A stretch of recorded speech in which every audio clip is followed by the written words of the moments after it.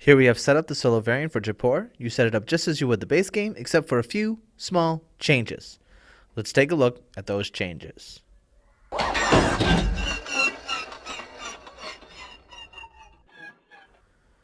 When setting up a round, the wholesaler always starts with a hand of 5 camels. Deal your starting hand and the starting market just as in the base game. You will also want to set up your contract sheet. You may do this any way you want, choosing pen or paper or electronically. Now that we've looked up the setup changes, let's take a look at the rule changes.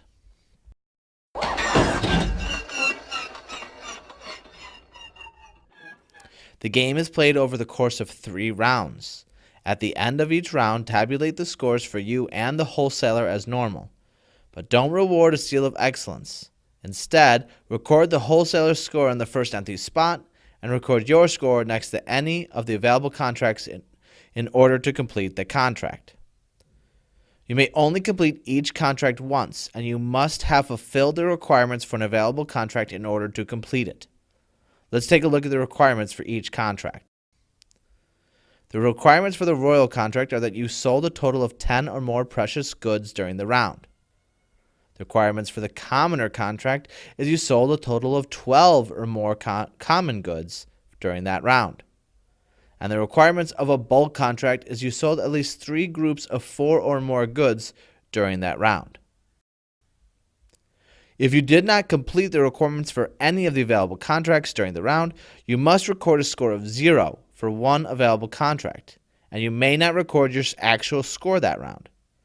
You may not attempt a contract again after recording a score for it. You will take your turns just as you would the base game, but the wholesaler has some special abilities and follows a priority list. The wholesaler can take goods from the market and sell them in the same action. In addition, he is not subject to the normal restriction of selling at least 2 precious goods.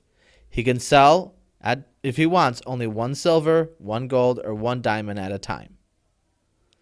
On the wholesaler's turn, he will evaluate the cards in the market to determine which action he wants to take.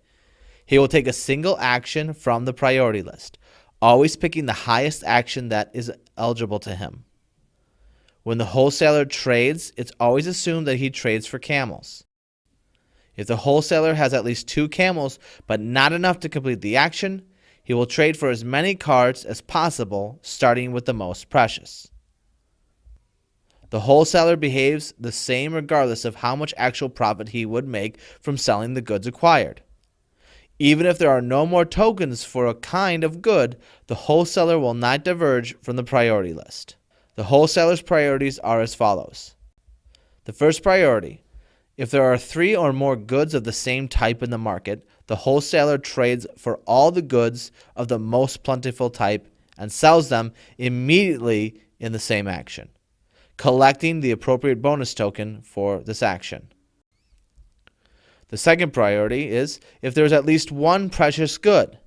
In the market, the wholesaler will trade camels for all precious good cards available, starting with the most precious type of good: diamonds, then gold, then silver.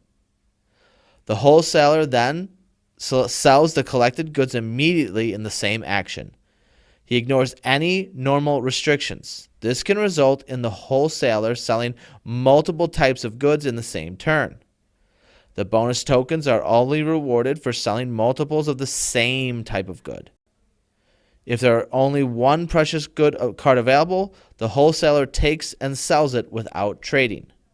Then refill the market by sliding any remaining cards towards the right, then deal the new cards into the market starting with the rightmost empty space.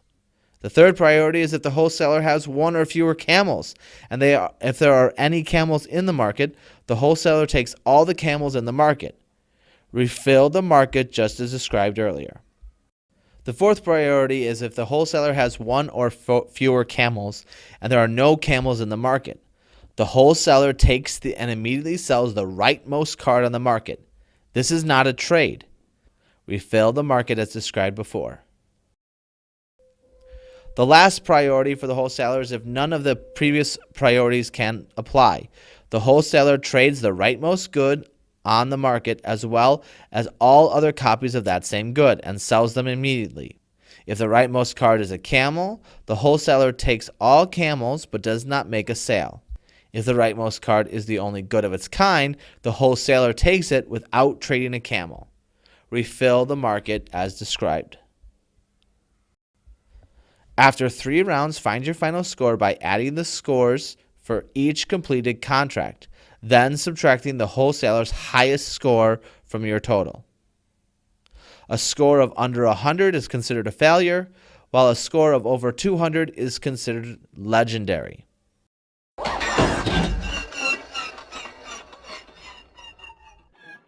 What did I like?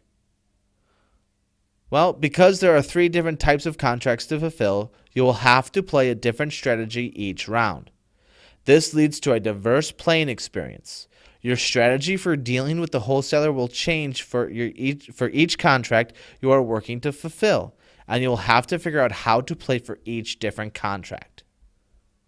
I also like that after you learn the choices of the wholesaler, his turns run so smooth and quick it becomes a fast-paced game with very little thinking or managing for the AI.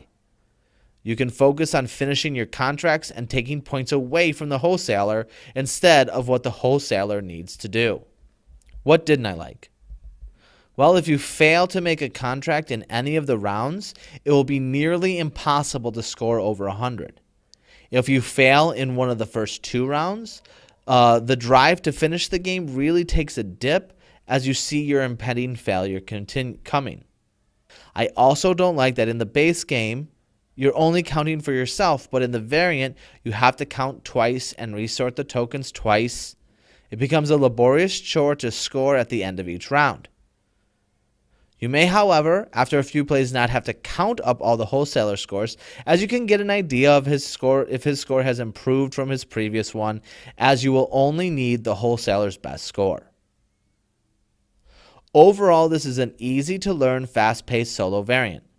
Its changing strategy from contract to contract really allows for a lot of replayability. It is really fun trying to figure out the strategy for each contract type. It can be cruel, and you may not want to finish some of your games because of an early failed contract, but more times than not, you'll be striving for that score of 200 and that legendary status.